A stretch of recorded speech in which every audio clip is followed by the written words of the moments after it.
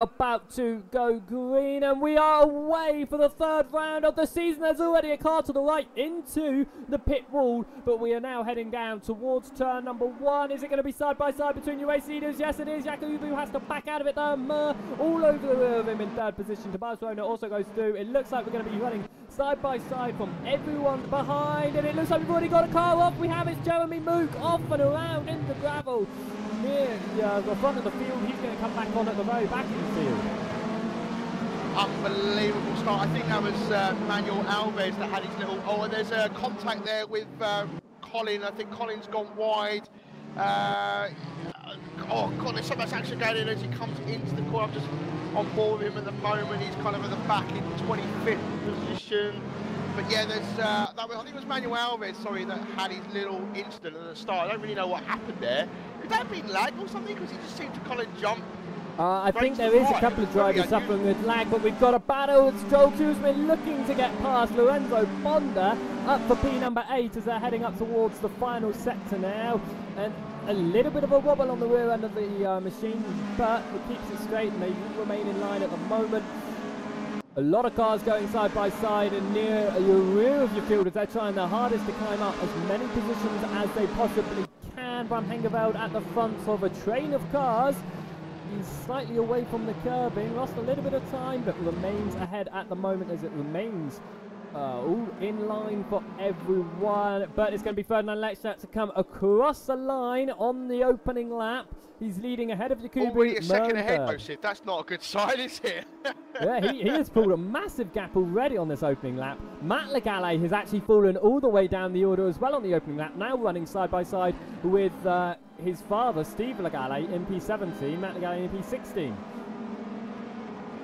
We've got Magnus Sternberg on the inside of Michael Klein into turn number 1. There's a little bit of contact, but he is through and up to P number 22 now. Just behind that, we've also got Ingram and Peterson looking for the inside into turn number 3. There's another car off the circuit. That's Paul Hurlow off the circuit there. It's slowed down a couple of the other machines as they've had to get around him, but they remain all straight once more and not too much time lost. Aki Borkstein over the rear of Patrick Fournier for P number 6, only 3/10 between them.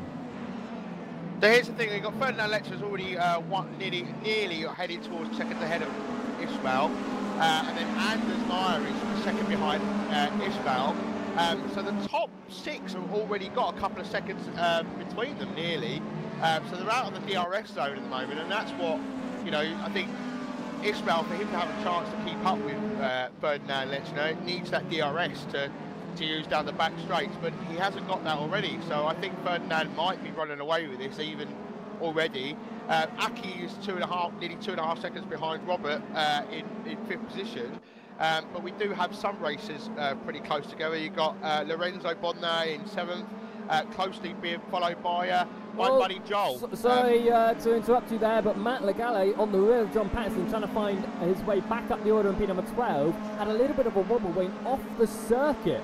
As that midfield, they're extremely close still, only a few tenths of a second between a number of them. That means DRS will be open for almost all of them down that front straight as they go up towards turn number 1. And when you have DRS enabled, it can really distract you from your original braking point that you were running in qualifying. But they seem to all have got through quite easily into turn number 3 and now 4 up that hill. Quite a difficult corner to keep your car facing the right way.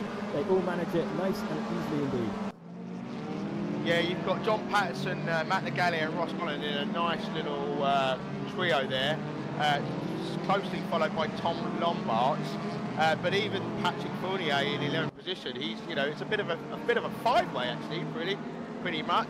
Like you say, Joe, they're pretty bunched together. Further down there, you've got Jeremy Mook, who's only, you know, under half a second behind Bram at the moment. And I think they might have touched bumper to bumper there as they come down the straight. Jeremy's all over him, looking for a way through, and he's going on the inside. Bram's on the outside there, and a little bit of contact, but he makes it through. What's an overtake there for Jeremy Mook? Obviously trying to find his way back up the order after going off at turn number 3 from P in about 6, I think he came off the circuit at. He's now, and he's dived up the inside. Oh my word, contact with Ollie McGowan. There's also going to be, is that Manuel Alvarez off the circuit as well? It is. He's now back on, but that's going to be Jean-Luc side by side with Ollie McGowan now, who's trying to find his way back up and through for P number 18. They're going to be running side by side. Bram Hengevel trying to get into slipstream and spun it as he's tried to get the slipstream. He's got it back straight though, as it's. He must have the DRS open for that to happen. He must have done, as he was trying to get the slipstream as much as he can, but Jeremy Mook remains ahead of Ollie McGowan. Bram Hengevel now down to P number 23 and some heavy damage as he runs off the circuit through turn number 1. I mean, the earlier move that kind of was on from Jeremy, I wasn't too sure, but you know what happened there. I think he must have saw an opportunity and gone for it. I don't think the other drivers really had the awareness to show. And as Joel Koosman in 8th position, right behind Lorenzo Bonda now in 7th, really applying some pressure.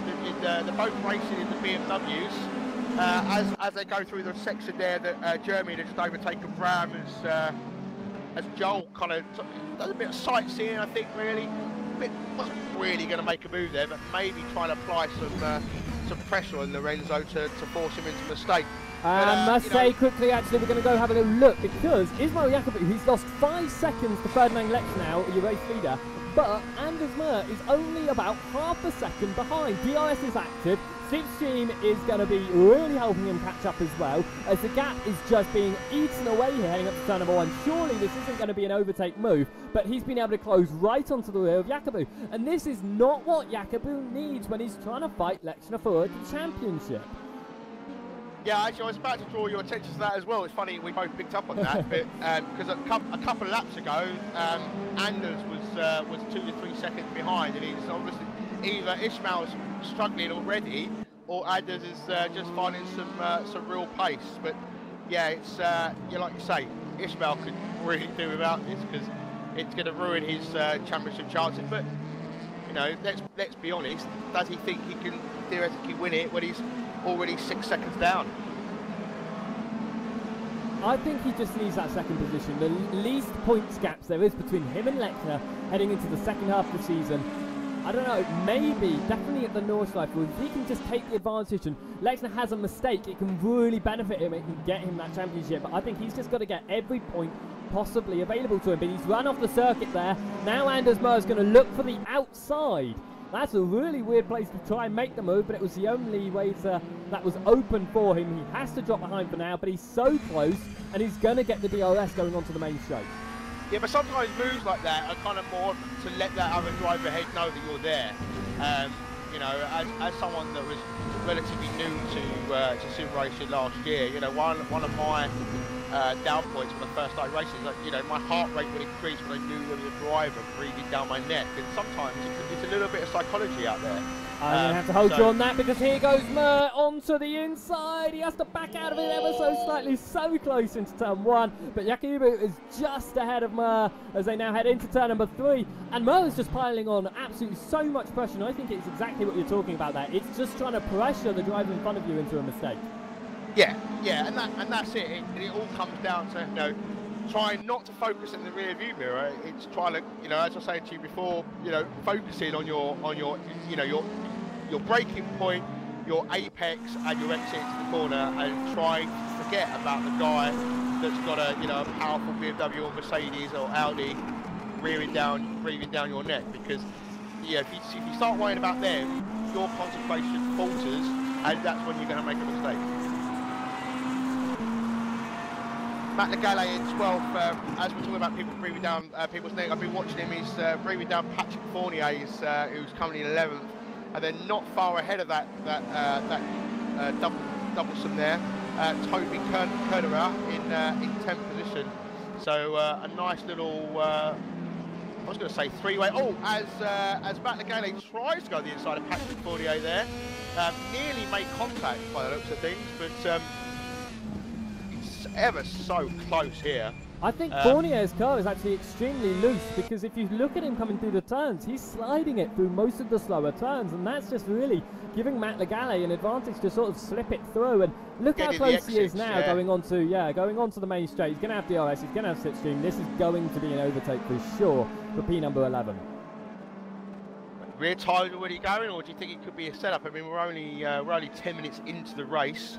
I just, as he goes, as he tries, but he can't quite make it. So maybe, you know, Patrick has a touch a little bit there. Patrick Fournier may be running less downforce there to keep, which may be compromising him in the rest of the circuit. Well, through goes Matt Gallet, and I actually think that was, I think the reason Matt couldn't get it done on the straight is because if you saw at the very beginning of the straight, Patrick moved out of the racing line to try and make sure that Matt didn't get his slipstream, and that meant that he was able to hold that inside line quite well, but unfortunately a little bit of attack from Matt that nudged Patrick Fournier off the circuit, and he was able to squeeze on through.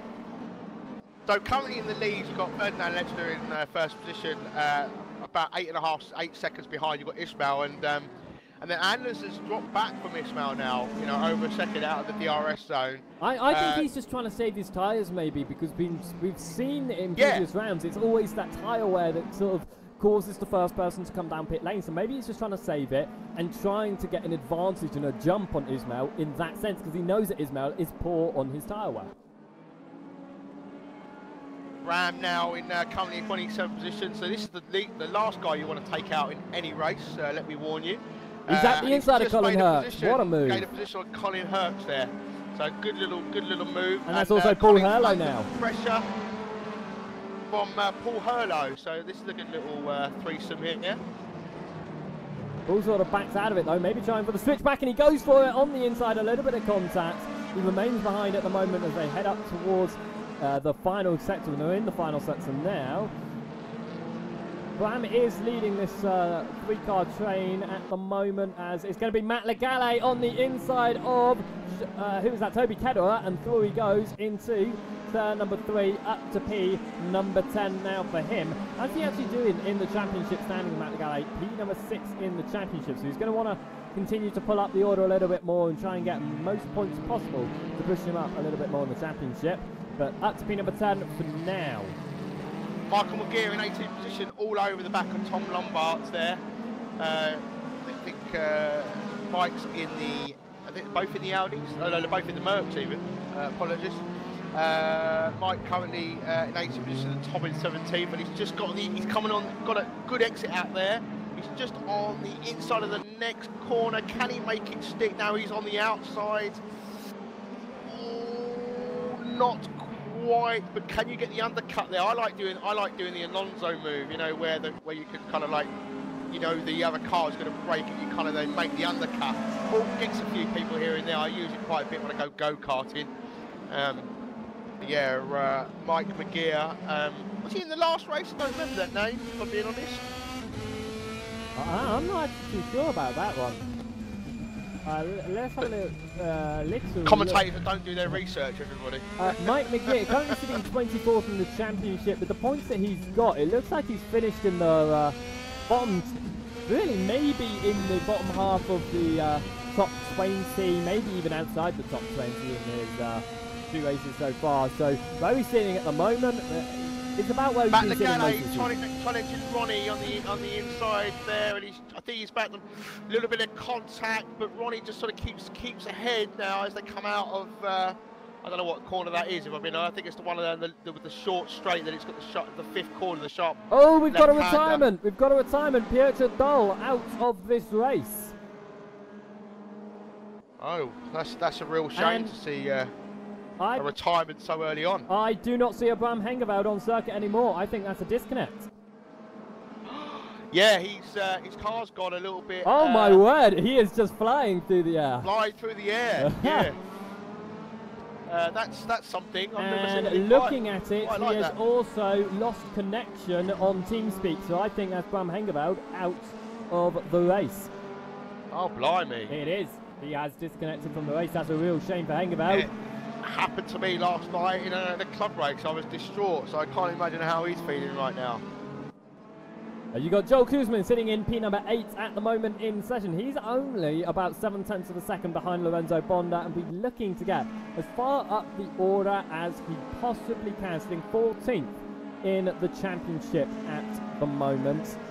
He's not quite close enough. Two Finns in the top 10 there, and you've got two Germans in the top 10, one Brit, one Danish, one Swedish, and one Brazilian. We actually got two Brits in the. We've got one Englishman in Matt Legale in 9th. I love this. I love there's just so many different nationalities.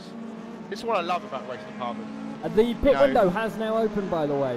It's now up to about half an hour. I think the window's open for, so drivers can now start to, if they wish to, they can come down the pit lane. But you are right with saying about the massive different nationalities. Of course, what's a real shame is if we look at the bottom end of the field, that's where most of the British people are.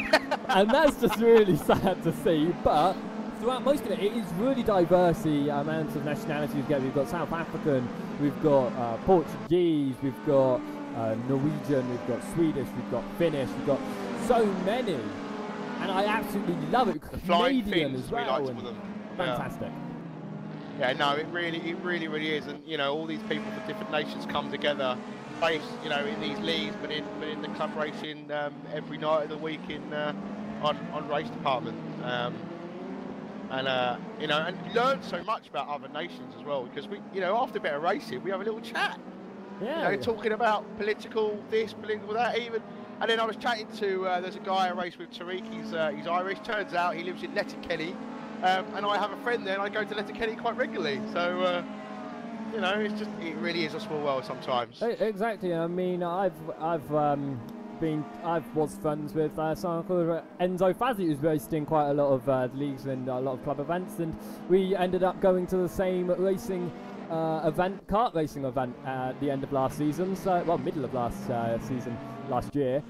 And it was a real, it's such a small world when you actually look at it and how close you are with everyone and how well you can actually sort of get to know people. It's absolutely fantastic. Absolutely brilliant. You know, and my mate Joel here, I race very regularly. You know, races most nights of the week. He's coming in 8th position. He's catching Lorenzo Bodnar. He's applying some pressure on him now. You know, 0.25 of a second behind. And this is probably, I mean, you know, probably the best race Joel's had so far. Just keep it on the black stuff, Joel. Just keep it on the black stuff. The thing is, when you're the driver behind, I mean, you are a little bit pressured because you've got to think, I've got to get past, I've got to get past, I've got to get past. But he knows he's got 42 minutes to do that. There's still a pit stop to come for both of them. So really, the pressure is entirely on Honda. If Susan can just really keep up to him, he's got DRS, he's got 16 along that main straight, and that in itself will allow him to remain up with Honda. He hasn't got to go for the overtake this year, and he hasn't got to push it. Got to do it. He hasn't got to do anything stupid to ruin both of the drivers' races, and that's the thing. You have to make a calculated decision and when the best time to pass is. And it's really important. I mean, I did an LMP, you know, mixed class race a couple of weeks last weekend, and you know, I was in LMP class, and with the GT cars, we are much faster. And you know, yeah, okay, it's frustrating being sat behind a slower car, but you know, you have to make a safe pass wherever it is, whether you're going overtaking for position or if you're following someone and the car in front being blue flag. You know, there's no point doing something stupid because you could ruin their race and ruin your race for what? For just losing a couple of seconds here and there. You know, and Joel's doing the right thing. I mean, the only worry here, like you touched on earlier on, is tyre wear. Being stuck behind a car so close for so long could be damaging his tyres right now. So he either makes the move the next lap or two, or he potentially drops back. But saying that, then he's got Matt Legale to worry about because he's coming up pretty close. And then not far behind that, I think Ronnie's about to get in the action too. So I think Lorenzo's going to be holding this pack up very shortly. Yeah, I think Matt Legale is going to be able to disperse these two rather quickly. He has been able to catch up to them extremely quickly since he's got up into P9. And I think he's just going to be able to find his way through and continue to push up the order. Because, I mean, there are some big gaps to the cars in front of him, but I think Matt can do it. Because he seems to be really nice in his tyres, because he just doesn't seem to be having any sort of issue with lockups or sliding that car. Oh, as I say that. Yeah, commentator's curse there. As that's Joel Kuzmin looking for almost a dip back just in front to try a different line than Lorenzo to see if he can get the faster exit. Of course, he'll have slipstream, he'll have DRS, but now will Joel also be looking into his mirror? He'll see Matt Legale there. Will that start to pressure him, and will that put him into a mistake? Well, he's dropped off a little bit for Lorenzo. Not a huge amount, but you know, Matt Legale. Well, he's nearly a second. Well, these times go up and down quite regularly on race room, I've noticed. But Yeah, it's a three-way battle here, but you know, you've got two BMWs and you've got Matt in the Mercedes. Like I say, I mean, the worry is now is because they're so close to each other, are they going to be damaging each other's tyres, and will that be affecting their pit stop strategy?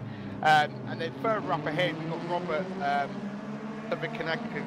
Sorry, Matt Legale. Joel Kuzmin, so he's going for the overtake on Lorenzo Bonda. He almost tried it, almost got it. Now he's under attack from Matt Legale. That was almost an attempt. Lorenzo sort of slid it out of the hairpin. It was so close, but unfortunately, not quite the biscuit. Yeah, Robert in fifth, Savaganaganus. I don't know if I'm pronouncing that right, Joseph. You know I am. I'm bad with Robert got my surname. Oh, and Matt Legale goes through past Joel Kuzmin. Kuzmin pushed off the circuit in that overtake. Joel will be swearing in his helmet. I know he will be. But back on second at the moment. Not too much time lost. He's still over the rear. But you are talking about that battle. Robert Savagangas, he has been rather close to Tobias Rona for P number 4. It's not quite close enough to really go for an overtake, but he's still got DRS. He's still got less than a second, so he's closing up on that the start-finish straight. But yeah, Mercedes hunting on a BMW. If you were racing this, what car would you go for? What's your preferred, Audi, Mercedes, or BM? I think I prefer the Mercedes out here. I just feel a little bit more confident in the Mercedes. It looks a wider car, which it certainly does, but the Mercedes is the car that I've always driven whenever I've gone into a DTM, and I've just sort of put in a few practice laps. I've always chosen the Mercedes, and I just feel the most confident in that, and I'm not too sure why, but it looks like Savagangas looks just as confident in that as I do, because he is really close to the rear end of Tobias Rona right now. Matt Legale's putting Lorenzo on that under real pressure, as Joel is kind of lingering a little bit behind these two at the moment. He might just be biding his time a little bit to see what happens ahead of him. But Matt Legale, as you rightly pointed out about a few minutes ago, he's looking pretty strong. As Joel loses it. Joel, what are you doing? Ronnie gets past because Joel, as he exited the corner, lost the rear end and now drops down into 10th position. Joel, I'm shaking my head at you.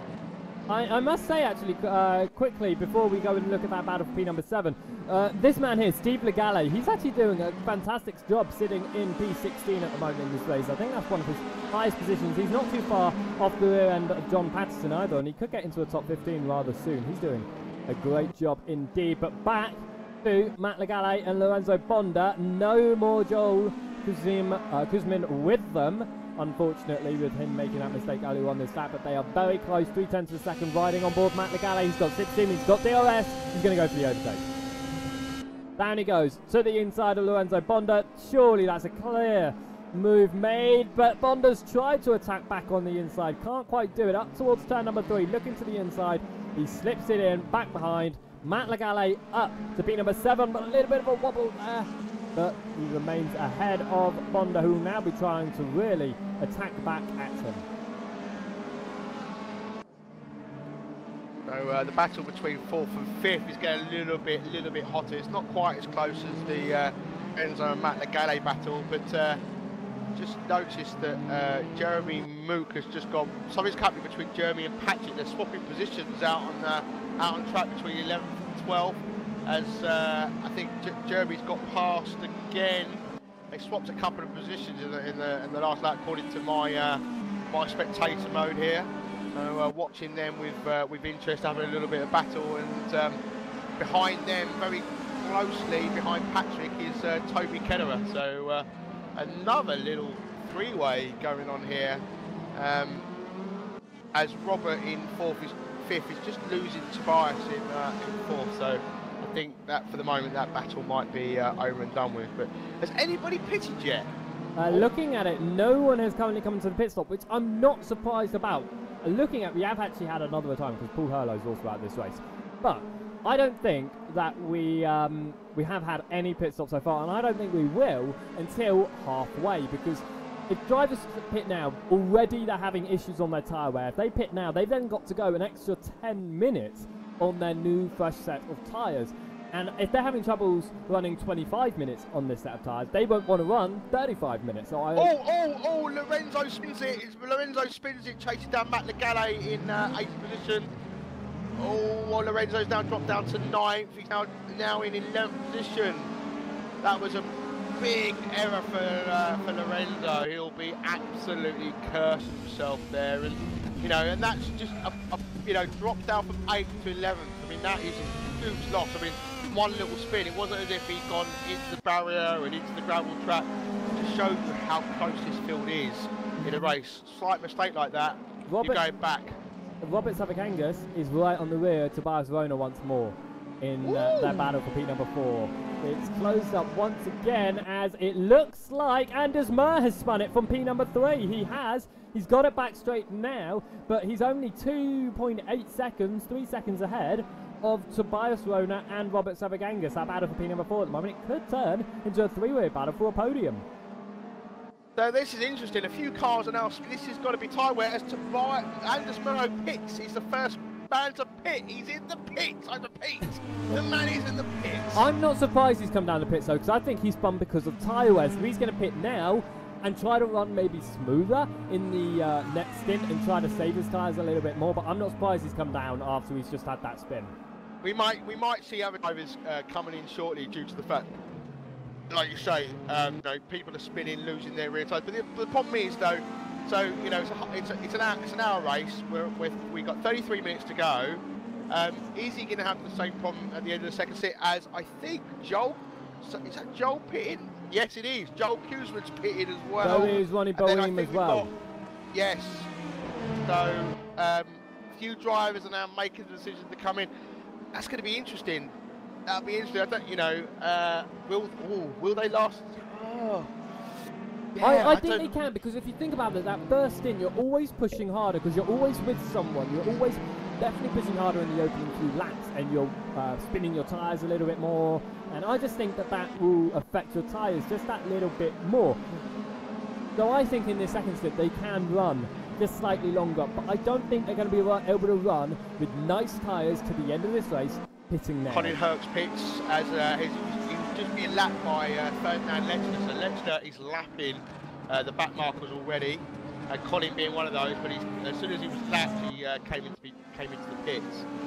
So yeah, so most drivers now starting to filter through. Ismail is currently 15 seconds behind the leader. Behind him is Tobias Rona in another 16 seconds back, as Ismail is going back past the back marker. Sorry, my English words just left me for a moment there.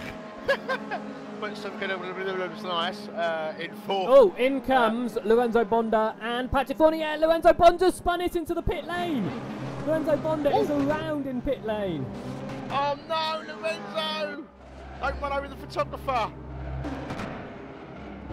Oh no! Oh mate! He's having such difficulties. He's just pushing as hard as he possibly can to get it going, and there he goes. But he's lost about 20-30 seconds. Into the pit lane behind him also comes Tom Lombards. Everyone is now coming down pit lane. We see Joel Kuzman down again. What?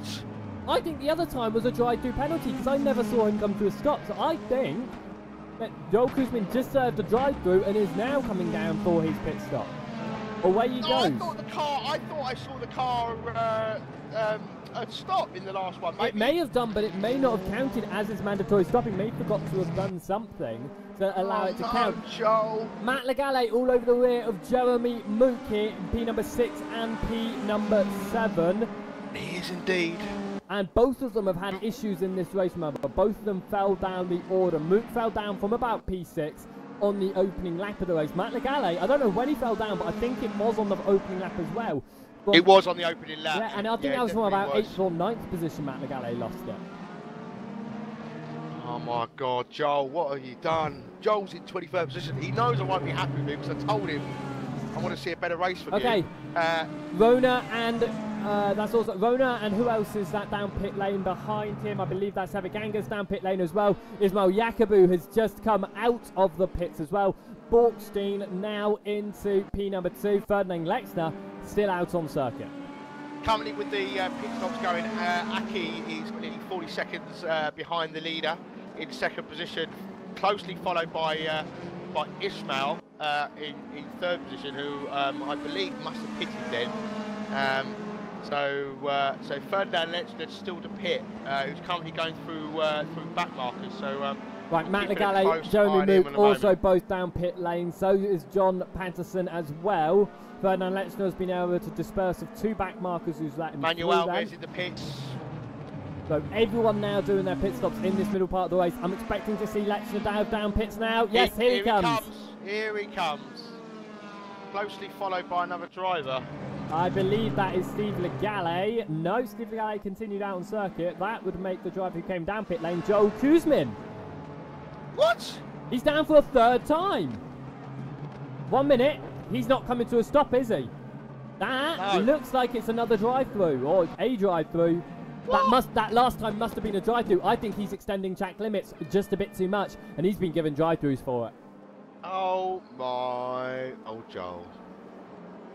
All the way I wish we had a penalty system that would tell us what's going on. Yeah, when they don't tell us when we got penalties or whatnot, that would be really helpful. If you're listening, developers, if you're listening, get on it. Aki Borkstein then down pit lane. That puts Yakubu back into 2nd. Anders Murnau coming up towards the timing line. Only a few seconds behind is Kedera, who now dives down pit lane. I mean, Rona's going to go up the order. Anders Murnau now into 3rd position because Aki pitted. Aki's falling back as the other cars come through. So Robert Severengez is in 5th position. 1 minute. Do you know Matt Legale and Jeremy Mook came down pit lane together? Matt Legale is in 9th. Jeremy Mook is down in 17th position. What happened there, Jeremy? I think. Did he not get stuck? Who got stuck at the? Lorenzo got stuck. Yeah, at the Lorenzo entrance, got stuck. Lorenzo Bonda is now in P14. He's still ahead of Mook. That's just crazy. Well, I got Paul Fenwick in 14th position, Lorenzo in 13th, but Paul Fenwick now. Oh no, you are right, because Paul Fenwick has just come down pit lane, so that's why that changed. Yeah. But Lorenzo Bonda announced 13th, yes. Colin, there's a spinner at the. Someone's just spun and nearly took out Colin Herks, but that's Jim Nobbs just spun in. Oh yeah, he's stuck in the gravel at the moment, trying to get himself out within a non-dangerous way. Looking at the left-hand side, then we're still yet to see Mike McGear come down for his mandatory pit stop. He's in 10th. We still yet to see Roy Magnus come down. He's in 13th. We're still yet to see Andrew Harper come down. He's in 24th there. The only 3 cars we're yet to see down. And maybe they're trying to push their cars as far as they can on the worn tyres to get as fresher as we can at the end. But we've said this so many times in this season and also in other runnings such as the GPC. If you're running on worn out tyres, are you losing more time by doing that than you would have just been by going into the pits and putting on fresh tyres and running slightly worn tyres at the end? Are you losing more time by running those ultra worn tyres? We shall see. But at the moment, Fournier, McGear, P10, nice job for him. Magnus, P13, good for him at the moment. But Harper, even though he's not pitted, still rather far down the order. As Kedera gets past Mike McGear, in fact, and that is because McGear's coming down pit lane. Ismail is only 7 seconds. I think Lechner had some issues with back markers when everyone was pitting and Lechner was still out on circuit. I think that he was having difficulties getting past everyone. Yeah, I think you might be right. He's now picked up a little bit gone past 7, but that's interesting. Anders Myers 12 seconds in behind Ismail in 3rd position. Tobias Rona coming in 4th, 6 seconds behind, and Robert that one in 5th position. Roy Magnus also down pit lane as well now, so that means we're only yet to see Andrew Harper come down pit lane at the moment. And in fact, talking about that, he's now down pit lane. That means everyone will have now done their mandatory stop. Roy as long Magnus as Andrew gets 21st, just come out the pitch, yeah. So. And Tom Lombard's currently in 13th position. Is the closest racer to another car right now. He's close to John Patterson is currently as well, aka Suspect Monkey. Running on board with Tom Lombard then heading into the final sector. It's about 0.6 of a second between them as they head up into the Patrick Fournier just had a moment off the track. I think I caught the end of it. At the moment they're in this battle, 4P number 12. It's sort of increasing as they come up towards the final, but Will Lombard be close enough to Patterson to get that DRS, to get that, well, we get the slipstream bits, to get that DRS and that extra advantage along the main straight? I think he will. He's in a second. I think he's going to be there. Yeah, so he's going to close down that start-finish straight. Of course, he's going to have the DRS open now anyway from last lap, but that being so close is going to give him DRS for next lap. That's the important thing. It's not like he needs to be within 2 seconds or within a second going onto the straight. He would have already had DRS from the lap before, but look how close he gets there. Into turn number 1, catching the sausage curb, forces him out wide a little bit. Avoid the sausages. Avoid the sausages at all costs. They can really throw your cars out of whack.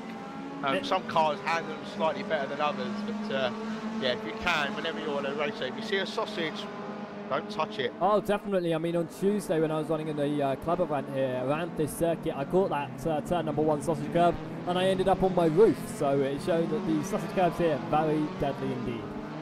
Oh yeah, that sounds rather nasty. So we've currently got 24 minutes to go. Everyone's done their mandatory pits. We've got 2 retirements. Though Bram's not showing as a retirement currently, is he? That's because it was a disconnect, unfortunately, for him, and it wasn't just a retirement. That's three drivers out of the race, unfortunately. That's not bad going, though, really, out of a field of 31 drivers. But Ingemar Peterson there, he was on the very rear of Mike McGear, then got blue flags from Ferdinand Lexner. He's had to back out of Mike McGear, and now he's under attack from Roy Magnus. So unfortunately, with the blue flags from Lexner, it's completely turned it around on him, and he was attacking, now he's defending. Oh, this is the challenge, isn't it? It's trying not to compromise your own race with a blue flag. I'm not quite sure how Raceroom behaves compared to Assetto Corsa, because Assetto Corsa, I think, lets you know about a blue flag way too early. I don't know, Racestream's actually really good with the letting you know when you get blue flags. The issue is you've got to sort of move out the way almost immediately with the blue there's 2 cars touching. I think that's John Patterson and Jeremy Mook. Sorry to cut you off there in 13th and 14th position. They were side by side as they came into the first corner sort of complex. And yeah, I don't know who overtook who, but there definitely was a change in position. Yeah, it's Mook ahead of Patterson at the moment. They've also got Steve Legale just behind this battle. Ross Garland not too far behind as well, but Mook has now pulled away from it. He's actually closing up to Tom Lombards, if anything, though. He's just in front of him. So these guys extremely close in the midfield of it. He's running on board the rear wing of Lombards, looking back at Mook. At the moment, the top 3 look pretty set, unless anybody does anything, really drastically wrong. I was trying to search for a word like catastrophic, but it wasn't coming to me. But now it's just arrived at the tip of my tongue. Yeah, it'll be. Like you say, the midfield is pretty close together. But I'm currently watching Steve Legale, but you've got Tom Lombards, closely followed by Jeremy Mook, who's closely followed by John Patterson, who's closely followed by Steve Legale, who's closely followed by Ross Garland. Yeah. I've just been thrown off of Tom Lombard's car. I believe that's a disconnect. I just lost a car. Yeah, Tom Lombards has disconnected from the race. Oh, that's a shame. Another disconnect. We're getting a number of those tonight, and we also had that with Peter Lee earlier. His internet wasn't working very well, and he couldn't even join the server. So it's a real shame tonight. We've got another driver down, but that means Jeremy Mook now P12, John Patterson P13, Steve Legale all over the rear of John Patterson, looking for that 13th position. He sits in 14th at the moment, and a grand job indeed from Steve. I blame that dodgy Netherlands data centre brand. That's what I blame. Right, we've got Robert Severiganias in 5th, who's hunting down Tobias going past the back marker. He's currently with approximately a second behind. I don't know if he's got DRS at the moment. No, I don't see the wing moving. So hopefully, if he continues to closing down on the next lap, we'll potentially see a position swap as John Patterson, Ross Garland, and Steve Legale still pretty close together, as Ross Garland is looking a bit hungry behind John Patterson. I don't know if he's been fed, but he's looking to eat John Patterson at the moment. So he's obviously got a bit of hunger in him, and I'm sure Steve Legale is going to try to catch up to that duo. He's currently approximately 1.5 seconds behind Ross Garland. Yeah, I think he's going to be able to really, if he can get... I think he was already within a second of each other a bit of Patterson going onto the line. So he'll have DRS here. Will he be able to close up enough to Garland and Patterson to get DRS for another time? We shall see. But at the moment, it's that focus between Garland and Patterson. Patterson's got yet another person in his rearview mirror he's got to look at. But here goes Garland, looks to the inside. He's looking aggressive. And that is going to be John Patterson backing out of it completely to allow Garland through. And that has now allowed Steve Legale all over the rear. Looks to the inside of John Patterson. Can't quite do it at the moment. But through goes Ross Garland up to P13. Patterson down to P14. And Legale looking aggressive behind. Yeah, I must admit, I'm having a few little glitches tonight. A lot of cars, I don't know if they're up for you, but I'm having a few cars jumping about from time to time. I don't know if there is a general connection issue to the Netherlands data set, all jokes aside. But yeah, I don't really know what happened there. It just seemed that John just sort of let him through, didn't it? I don't know if he doesn't want to get involved in a battle or if he just felt that it's not worth it at this current time. With I think he knows that Ross Garland's too fast for him. I think that's what it is. He knows that Ross is too fast, but I think he knows that Steve's sort of more on his level. Let Ross go through, don't let Steve go through, because that way he's not hindered from battling Ross. He can focus his entire attention on holding up Steve, and I think that's what he's going to really do here. But I think you are correct with there being connection issues to the main servers, and because I'm getting those glitches as well, and I think everyone is, which is why we're having some disconnects. Yeah, I've had them the last couple of weeks connected to a set of Corsa servers, you know, like... they sometimes just don't make any sense because I've got one machine connected and I can see everything that it's doing to the network and I'm still getting the odd high latencies. Yeah, maybe there is an issue somewhere that needs investigating because I've never seen so many disconnects in, but here goes Steve Legale to get past John Patterson. Looks to the inside, but he got within a tenth of a second. Yet didn't go for it. He's now half a second behind. What was that about? He literally completely backed out of almost a clear-cut overtake. Well, mate, again, it could be a psychological thing. It could be like let you know, if I want to get close to you, I can get close to you, I can overtake you. And now John's focus will probably be worried about Steve, and therefore likely to make a mistake. You know, I like to play fun and games behind people. I like to throw the car in places sometimes and just go, yeah, I'm here. You know I'm here. Yeah, go on, you make a mistake. But saying that though, it's a bit of an odd decision to get that close and then back out. But maybe he just felt that he wasn't confident and couldn't make it stick. Didn't feel like, you know, there's 17 minutes to go. I don't want to rush it. I don't want to ruin my race. Well, Steve Legale is probably one of the most consistent drivers I know in the midfield, and it normally gives him a really good result. And you'll see that in club events and league events as well. He will gain all the way up the order. He's in the top half of the field right now, and it's not somewhere that we usually see Steve on a shorter race, but the longer race, he's really good with consistency, and I think that's exactly what he's doing here. He's not getting involved in a battle because he doesn't want to ruin his Sells race and Patterson's race, because if he tried to get that inside there with contact, he could have sent him around, and it could have sent him down a few positions. It could have worn down his tyres too much. So I think you're entirely Lorenzo really close to Patrick Fournier, had the DRS down the start-finish straight, and now is within 300 of a second behind Patrick Fournier in 10th position. So looking on the inside here on corner number 5, not a tight. He's got a decent exit. No, not quite. No, I think Patrick got the better exit out there. Just hold fire if I was you, Lorenzo. Don't rush it. You're going to get DRS into the start finish. You just stick with Patrick and make an easy overtake. And John Patterson is also very close to Steve Legale. Steve Legale has got that position. He's up into 14th.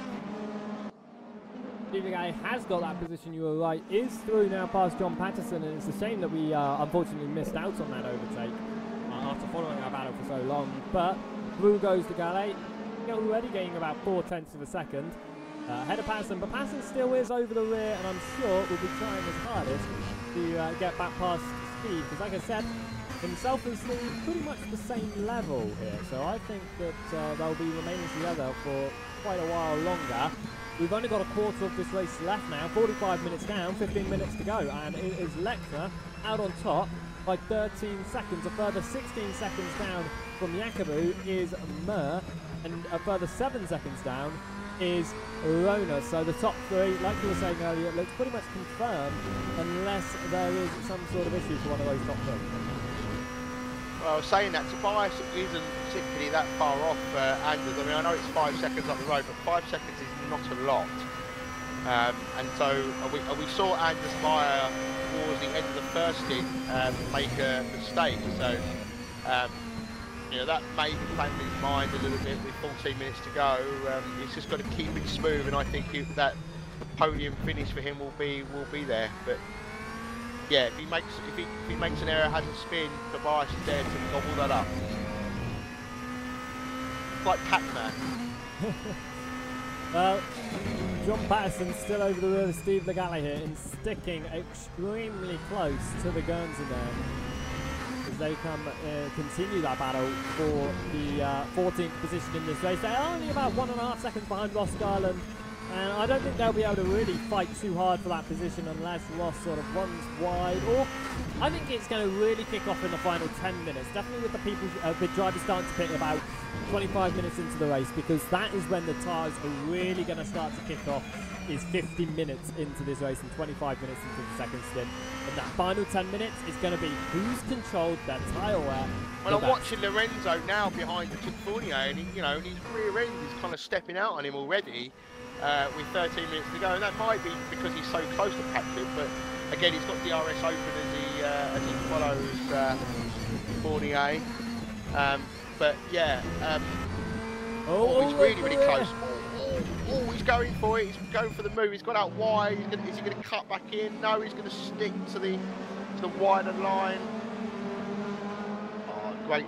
There's battles all over the place here, aren't there? Like Toby just up the road.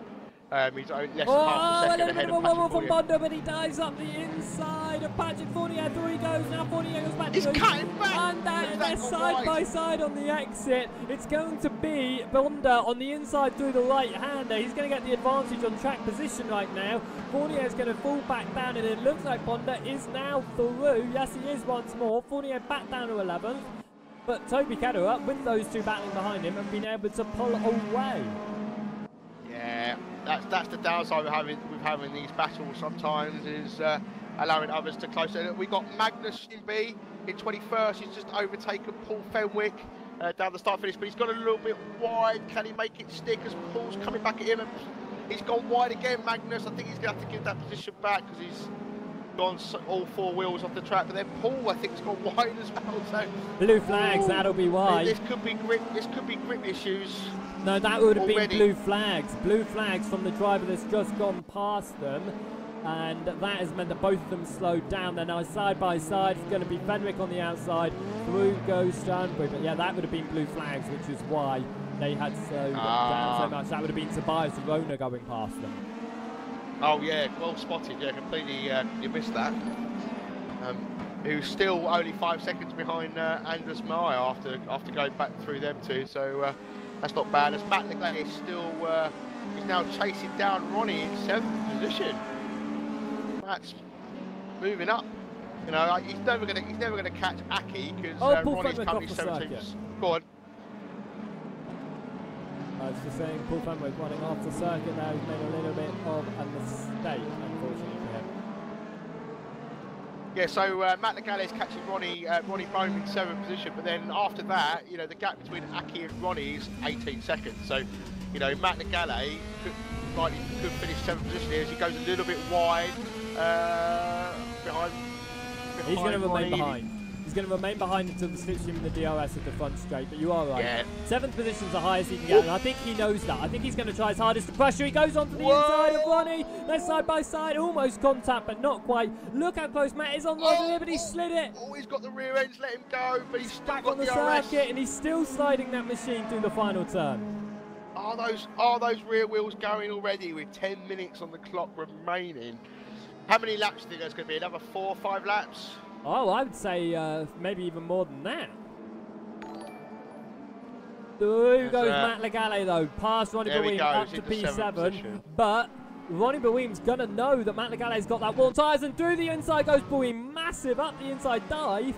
He's done it, a little bit of contact on the front end of Matt Legale, but through goes Boehm up to P7, down into P8 goes Matt Legale once more, but they're still so close. They most move to the left-hand side of the circuit. A little bit of contact. Matt Legale now going to the outside. Ronnie Boehm having a break earlier for that inside line. Maybe a switchback. Not quite, but Boehm has had a little bit of a slide. Now Matt Legale's got the slightly faster exit as they head over the crest into the right-hander now, but they're going to remain in line as they head up towards the final sector. Ollie McGowan there finally gets out of the way of those two as they have their battle. Good driving there from Ollie.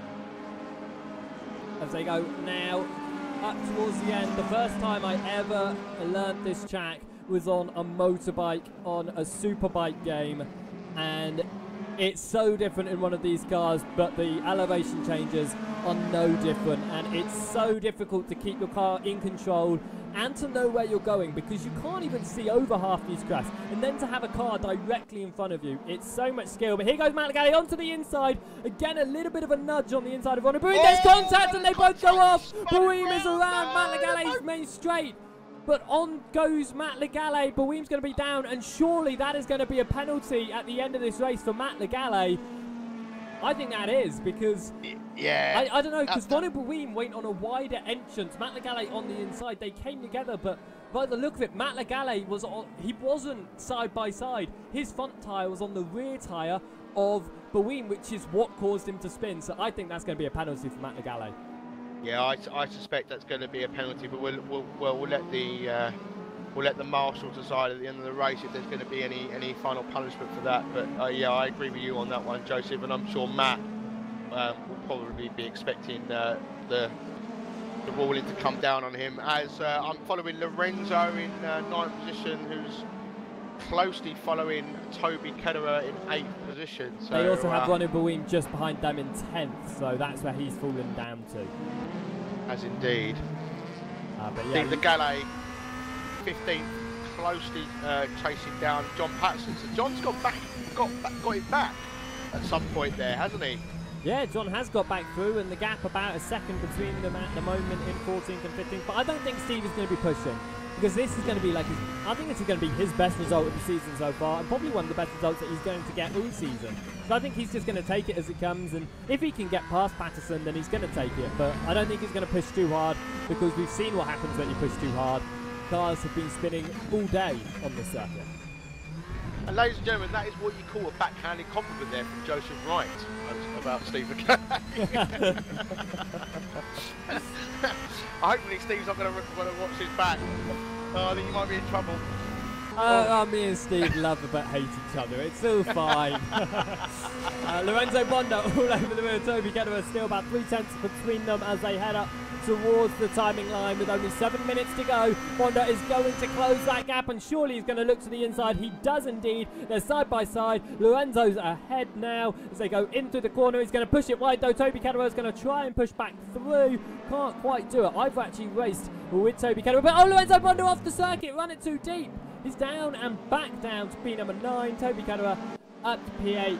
It's worth saying though, Toby Ketterer and myself, we've raced together quite a lot, and one of the major races that we did was GPC season number 5, I believe it was, the Indianapolis Steve Legale where we were running together. Making a pass on John Patterson again, so Steve Legale back. And he is, but John Patterson back on the inside. Steve Legale off the circuit. Oh, unbelievable scenes, unbelievable. Those two have been battling for the last 15 minutes.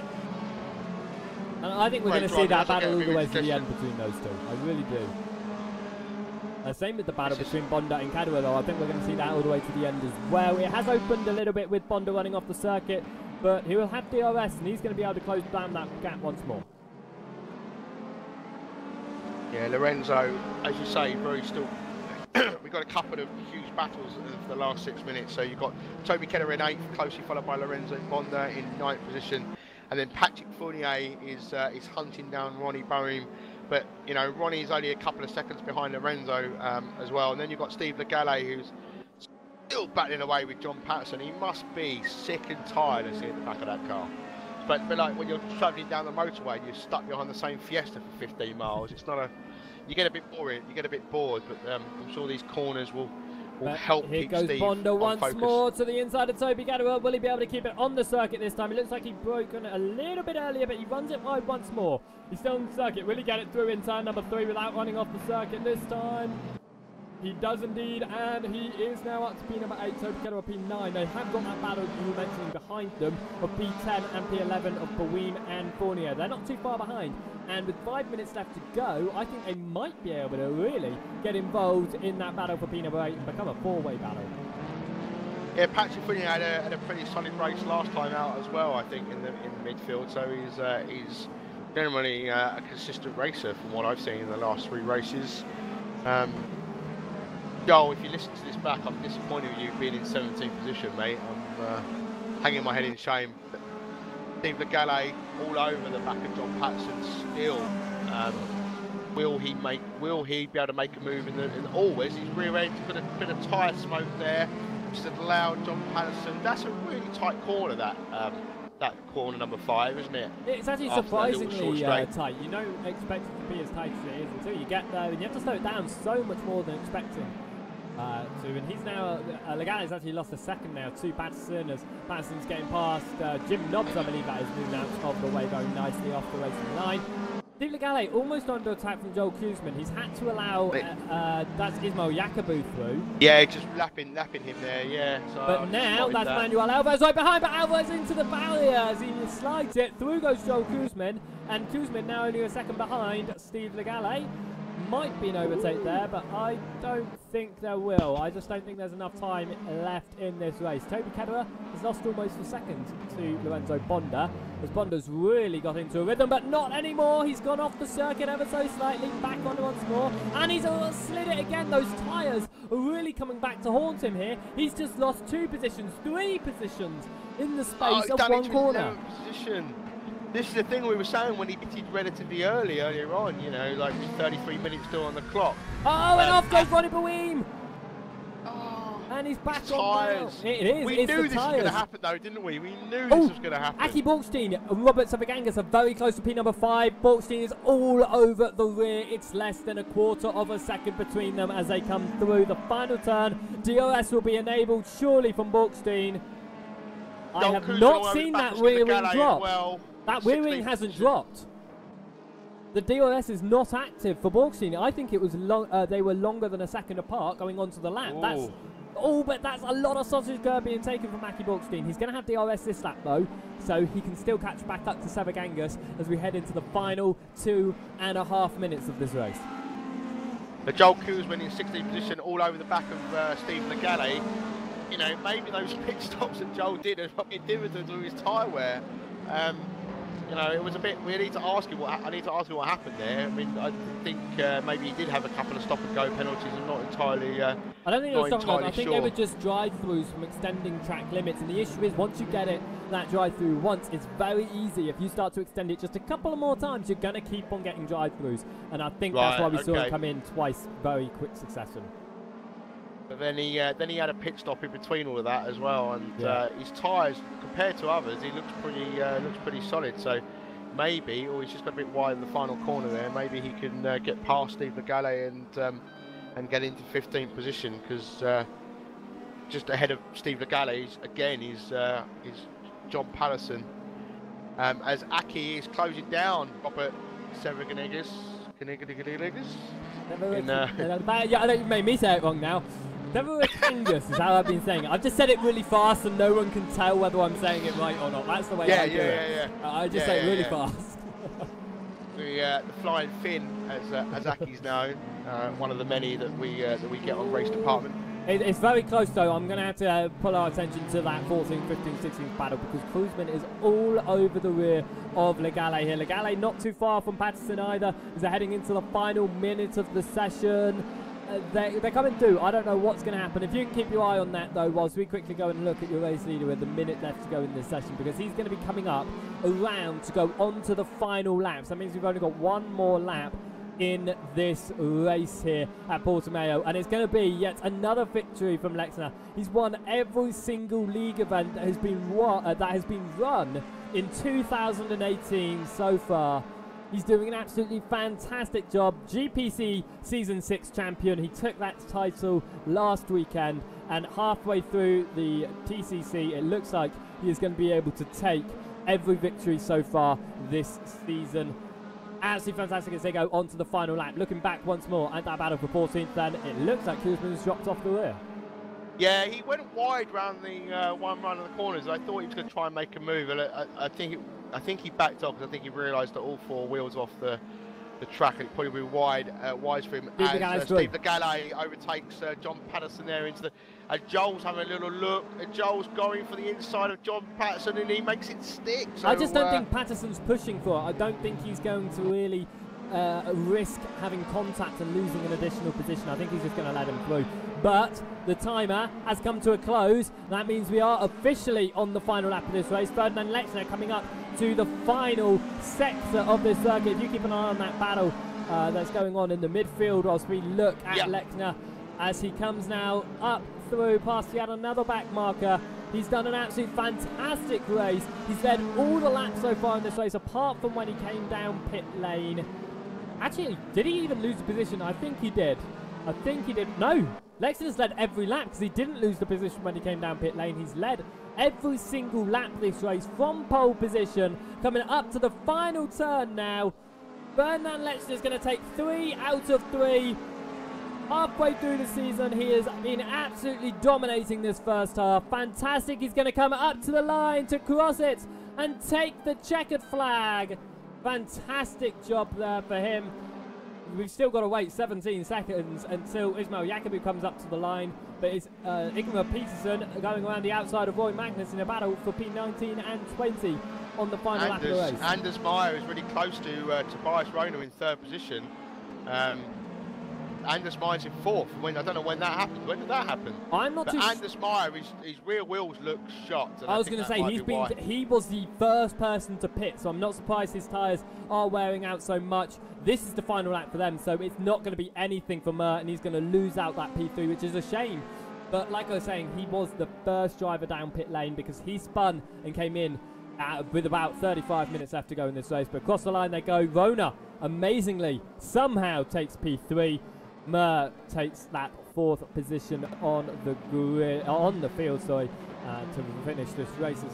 It looks like most of our drivers have now come to finish the races. Absolutely fantastic it's been, though, hasn't it? Yeah, it's been another fantastic race. Probably not as many small individual groups as the previous race. But it's still been an entertaining race. I mean, I was very surprised how Lechner, I think I was right. You know, he was holding back in practice, bashed it out in qualifying, then never really looked back. I think Anders Meyer will probably regret pitting those couple of minutes earlier. Potentially sorry, just quickly to interrupt, we'll continue talking about this. I just want to run through our race results from that. Ferdinand Lechner then taking the win ahead of Ismail Yacobu with the fastest lap of the race as well. Tobias Rona in 3rd ahead of Anders Mer. Severin Gangas finished in 5th with Borkstein in 6th. Matt Legale somehow finished in 7th in that with Kedua in 8th. Fournier 9th. Lorenzo Bonda, even with his pit stop mayhem, finished in the top 10. Baween finished in 11th, followed by Jeremy Mook, Ross Garland, Steve Legale, Joel Koosman, John Patterson, Manuel Alvarez, Magnus Stanbury, Roy Magnus and Ingmar Peterson rounding out your top 20. We then had Klein, Herx, Fenwick, McGowan, Harper and Nobbs rounding out all the drivers who finished. Unfortunately, retirements or disconnects from Tom Lombards, Mike McGeer, Paul Hurlow, Doll and Bram Hengeveld, unfortunately, from that race. But what a fantastic race that was indeed from all of our drivers, and it's just making me look forward to the second half of this season so much. Yeah, Spa is the next circuit, and you know, one of my favourite tracks in any game, actually, be it Race Room or Assetto Corsa. I think that's going to throw up some interesting racing, especially with the DRS. As you go through Eau Rouge, and then you've got the long straight into the next chicane. I'm sure DRS will be used to its full extent there. And we'll get some overtaking under braking. That'll throw up. But I do think we've got some worries with server issues, though. It might be tonight. With quite a few disconnects, which is highly unusual. And for me, I was seeing a few little glitches here and there. And hopefully, we can sort that out for you know, for the next race. But yeah, a great battle. Joel Koosman, unfortunately, getting what looked like a couple of drive-through penalties. we'll find out more about that, I'm sure, when he posts on the forum, racedepartment.com, and would explain what happened there. Because I'm pretty sure I saw his car stop for one of them, which made me think he did change his tyres, and then he came in again. And then who was it? Was it Jeremy that had the little incident into the pits as well, where he got stuck? Was it Jeremy? No, that was Lorenzo Bonda. Lorenzo, yeah. So that was unusual as well for someone to spin. Yeah, it makes me feel good watching these guys, because it makes me realise they're not all perfect. Because I make mistakes like that when I race. To be fair, I feel like this race has really shown that, yeah, we aren't all perfect, and it's just sort of thrown a spanner into the works for the rest of the season, to the fact that we have seen drivers who normally are finishing up the top of the field sort of having to fight their way to that top or near the rear of the field. We've seen drivers normally at the rear of the field all the way fighting at the front of the field, or at least the midfield. And I think that's really opened up the championship for the final 3 rounds, because Indianapolis, it's an amazing circuit. And I was saying earlier that it's not a circuit that we normally see in league events. And I think it's going to be really interesting to watch these guys run around, and so many places to run that DRS. And you've got to be careful, definitely along the oval section on the course with your DRS. When do you open your DRS along there? So we got Nordschleife in the last event, right? So that's going to be interesting, because you've got one pit, right? And it's how long's the circuit? I think in these cars you'd probably get around in maybe 8 minutes, the best of them, maybe even under that, 7 minutes. Right. Possibly. So I mean, they're going to probably have to pit more than once, aren't they? Oh, I don't know. I think they're probably going to have to pit again nearer the mid part of the race. I feel like if it's a 7.5 minute lap, right, you can get to about maybe, the closest you can get to it is maybe like 28 minutes, about that. I feel like from then, we will see 1 or 2 pit stops, as you say, but I think we're going to see 1. And I think we're going to see do you really think that? Because I think, especially with some of the back markers, right, who probably spin a little bit more than the front runners, right, when you're on a normal size circuit, which is 2 to 3 miles, maybe 4 or 5 at a push, long, you're okay, you're not too far away from the pits. But if your tyres go halfway around a lap on the Nordschleife, you're in trouble. No, I feel like, right, that we're only going to see 3 laps on a stint. I think this race, maybe the Nordschleife race, is going to only be maybe 6, maybe 7 laps. I think we're only going to see 3 laps per stint, maybe 4. And that is purely because of when you want to pit to get the halfway through the race, because you're going to want to pit at the halfway point. Otherwise, you're going to have tyre wear issues like we saw here. And I don't think we're going to see many laps before that first stop, because it is such a long circuit. And being such a long circuit, it's very difficult to learn every single corner, to learn exactly where you can push, to learn exactly where you can overtake. And I think that's going to be the focus of the race. It's not going to be about pit stop. It's not going to be about strategy. I think at the Nordschleife, that is going to be the one track where strategy is thrown out of the window, and it's going to be down to how well you perform on the circuit. Yeah, I do. I know the circuit like the back of my hand, because I've raced it many hours, and Project Gotham Racing back on the oh wow, that was back in the day. Yeah, that was. And again, if developers are listening, please release a new one, because it was an amazing game. But I raced many nights, with friends around the Nordschleife, because we always tried to see who could do the best time around the longest circuit in the game.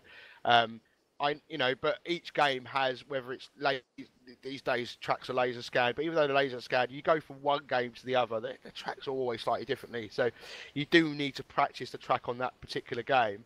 Definitely these cars as well. With the Nordschleife, it's all about the practice. Practice is important. You can't race the Nordschleife without practicing, because there's just too many bumps. There's too many. You need to know the track. You need to know it. You need to know when to move over to the right. It's a bit like Monaco, right? So you've got that hill down into the casino bit. You watch the Formula 1 drivers, they all move over on that particular bit because there's a bump in the road. And it's very similar, but all the way around the track in Nordschleife. You need to get to that level of detail. Otherwise, the car is going to be off, and you're going to be in the barrier, and your race is over. There's no point turning up if you're not going to be able to put the practice hours in. Agreed. Spa, I was going to say, Spa's the only circuit that we haven't really spoken about yet, and I was just going to bring us across to that. So what do you think's going to happen at Spa with, like, tyre wear, strategy? What are you going to think?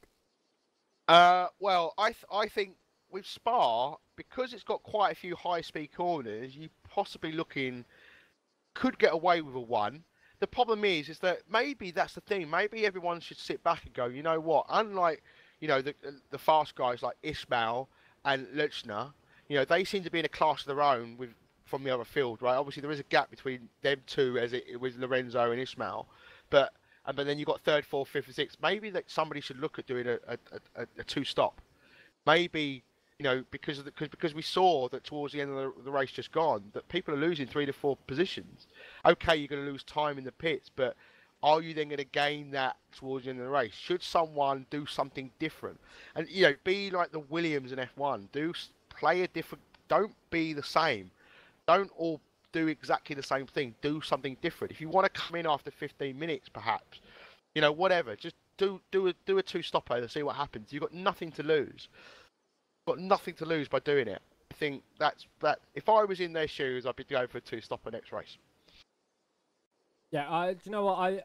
I don't think we will ever see a 2-stop, and I know that we've definitely seen tyre wear issues here, and we've seen them at every round so far this season, but I don't think anyone will ever decide to come in for a second stop, because it will lose. I feel like if they're the only one to come down for a second stop, they're going to lose too much time from what they would have lost if they'd just been on worn tyres. But then again, I'm not someone who can go down there, put in some laps and decide a strategy. I'm not a great sim racer, so for them it is a completely different ballgame, and you're actually a lot more experienced in the whole racing side of things than I am. So you may have a very valid point there, but in my eyes, I don't think we're ever going to see someone come down for a second stop unless it's absolutely necessary, unless they've forgotten to fill up on fuel or something like that. I don't think we're going to see optionally 2 pit stops, because we saw that in the GTC last season. We saw a driver, and that was Anders Murr, come down twice. He was the only driver to come down twice, and he lost about 5 or 6 positions from what he would have finished if he hadn't come down that second time. So I don't think we're going to see a 2-stop. Well, if I was in the league, I'd take a gamble. You've got nothing to lose. So. Well, definitely for those guys nearer the rear of the field, you are right. You have got nothing to lose. And we did see nearer the end there that the drivers with the fresher tyres, they were definitely pulling a massive gap to the guys behind, and they were able to close the gap in front of them so easily. So I think you'll have got a very valid point there. But again, it's going to be who takes that gamble, who's going to be the first to take that gamble. And you're very right with Spa, and you're very right with the Nordschleife with the 2-stop. But I just don't think we are going to see that 2-stop at the Nordschleife because of how long the circuit is. I feel like it's just not going to advantage them enough if they're going to come down the pits pretty much every other lap in the race. But we shall see.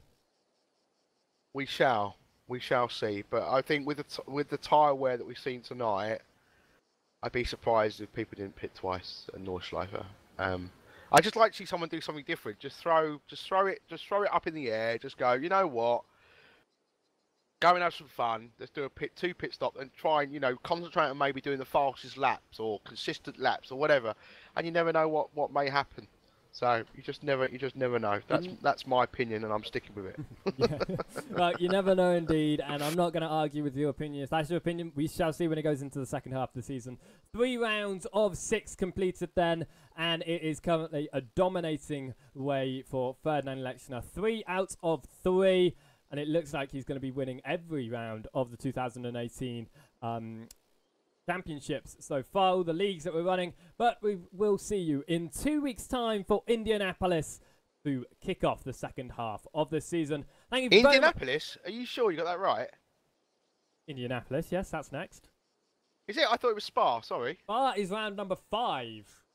Oh, I'm getting ahead of myself. Oh, I thought it was next. Indianapolis is next in 2 weeks' time, so we shall see you there, and hopefully Paul will turn up at the right circuit. Thank you very much for watching, and we'll see you next time. Goodbye.